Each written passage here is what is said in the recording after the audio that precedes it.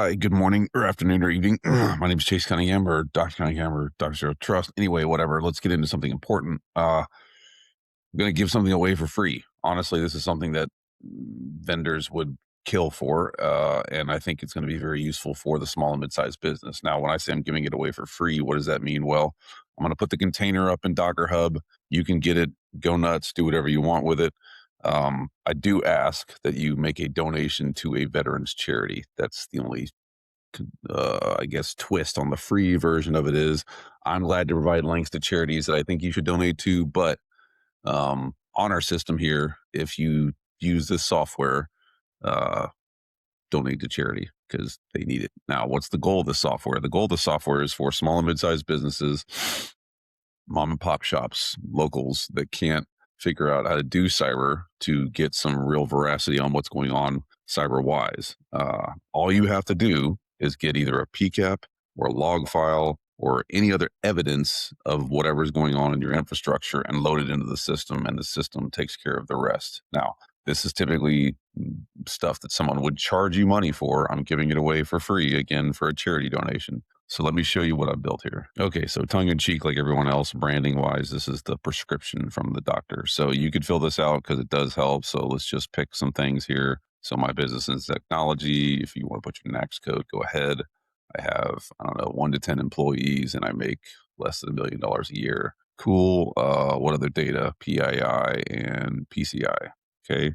And then regulatory scope. Well, let's talk about FedRAMP and CMMC and ISO. Great. Okay. So all that's doing is helping to tailor some of the back end for responses, but I'll show you what it looks like to start from scratch. So I'm going to start with a new one, create a new org here.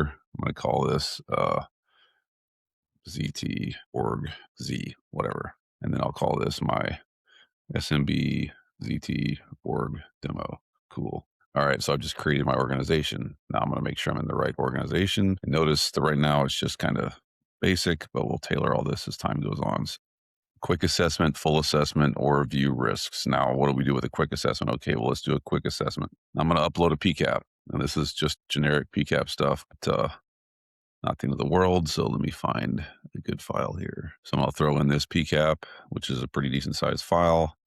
I'm going to link it to my assessment, which I don't have one yet. That's fine. And then framework is going to auto detect. Okay, life is easy. And then I'll generate a roadmap as well.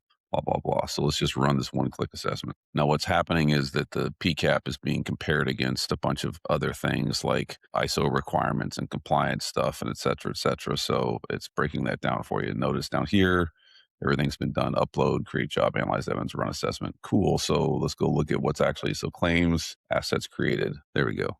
So here's all my assets. I have to import them because we want to verify and validate that this is correct. So requires review. We have 209 findings, and then we can download or whatever else. And then notice here's what you have. So access pass. That means that you can access something from a resource. What are my assets? Which ports are open? Right. So here's all your assets and ports, IP addresses, domains, stuff like that. What claims do we have? Okay, well, these claims are based off of things that we know are problematic, so they're there. So at least you know what those claims are, and it tells you what they are. Direct network access observed, probably not something you want.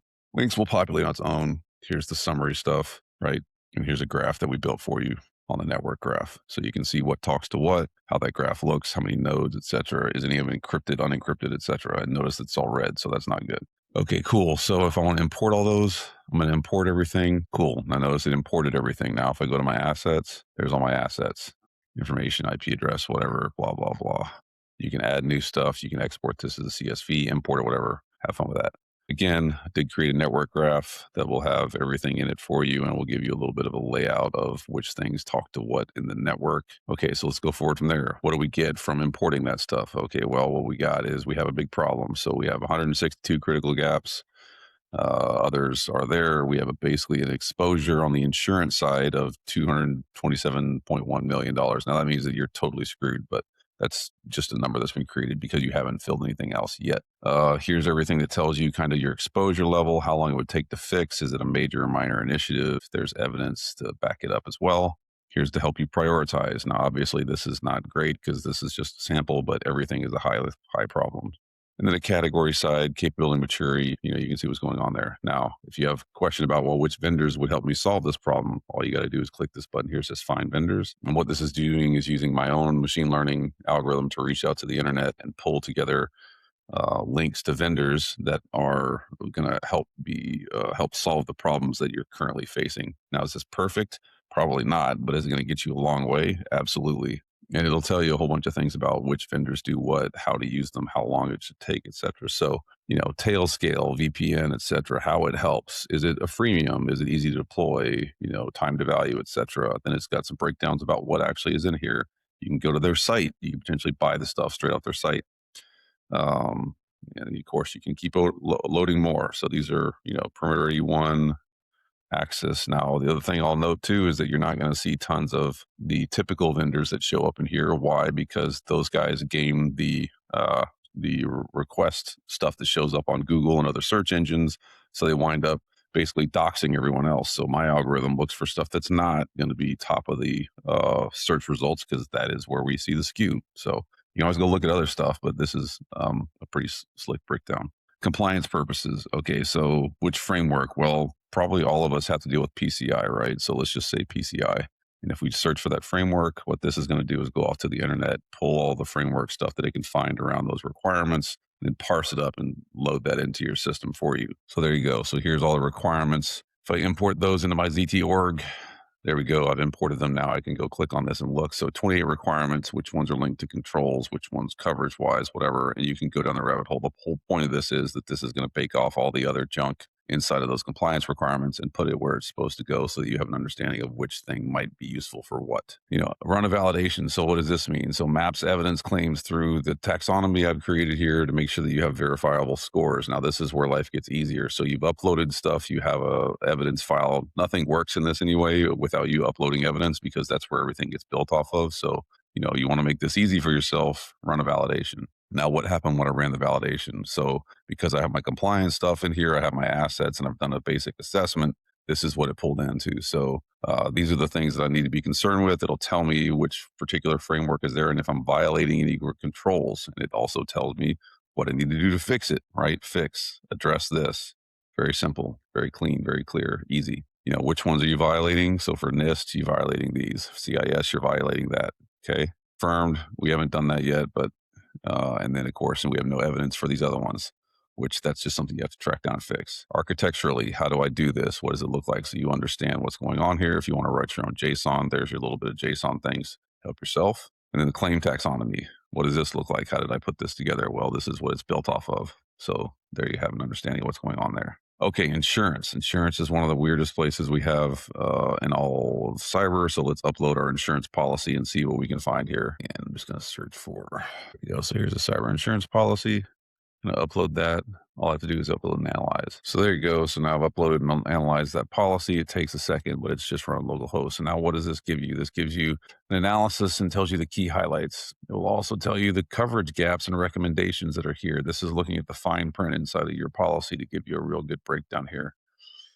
Additionally, we will give you some other things about, coverage details. This is the other really fine print they typically don't want you to know. So here's other things you should know between first, second, third party, etc., how much your coverage is per incident. Here's the exclusions. And this is where insurance companies typically get you warp clause, prior known circumstances, liability, BYOD, all these things. You may not have even been able to see this based on how small it is in there, but that's the truth of what's going on. And then finally, your coverage limits for everything that's there. So what you can use this for is maybe going back to your insurance company and saying no, I have those controls, or I don't, or I'd like to know more. If you hit the compliance report button, you can go off of this and generate a compliance report based on that current infrastructure so that you have this to go back to your insurance policy holder or whoever's selling you the insurance policy and go, we have an issue. I need to fix this. This should be adjusted, etc. In other words, don't just buy a carpet cyber insurance policy. You can negotiate, use this stuff to help yourself negotiate because it's based on your actual evidence, configuration, things like that. Now, obviously, if you're totally screwed up, you probably want to fix that before you go back and looking for a discount.